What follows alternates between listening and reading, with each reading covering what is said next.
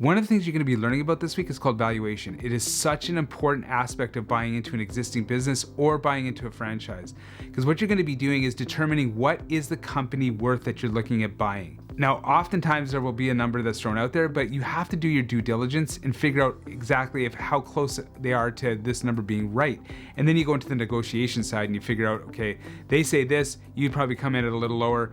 But if you go in with a valuation under your belt, you are way ahead of the game. You might be even, in fact, be ahead of the sellers of the company. So I just wanted to go over some of the key terms that are talked about in this textbook, just to kind of hit the points. Number one, profitability. Now, in the textbook, they talk about this profitability measure being a return on equity is the net profit divided by the owner's equity, which is true, but there's so many more different aspects that go with it. There's the gross profit margin, which is very important because you're taking your gross profit and dividing it by your sales revenue to figure out a percentage. There's your operating profit margin. There's your net profit margin. There's your return on capital. There's so many different aspects to it. And this is why it's so very important. If you're looking at buying into an existing business, you need to have an accountant look over the numbers. It's all good. And I think it's very important for us to understand the numbers too, because we need to understand, at the very least, we need to understand income statements and balance statements, as well as cash flow projections. Those are our three big ones that as business owners, we need to have our finger on the pulse of what's going on with that.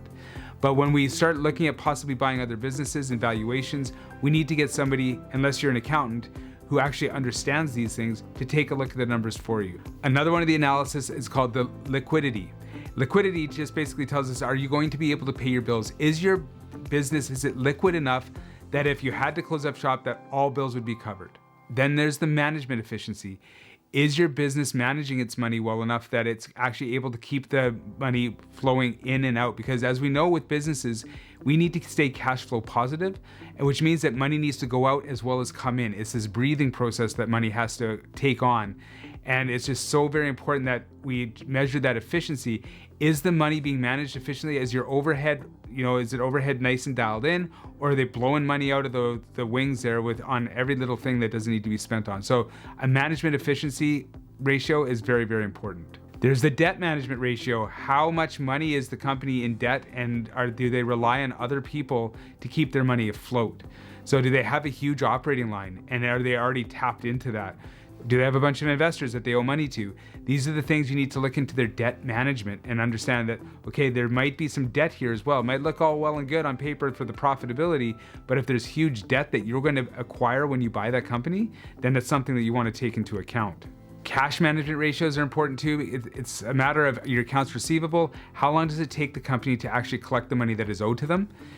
Often we have these net terms of 30-90, but sometimes if you look at their accounts receivables, they could have accounts receivables for a couple of years, which means they're not good at collecting the money, and they're not collecting the money that is owed to them. And generally at that point, you're almost saying goodbye to that money, unless you're going to small claims, or if it's a larger amount of money, then you're going through the court system to get the money.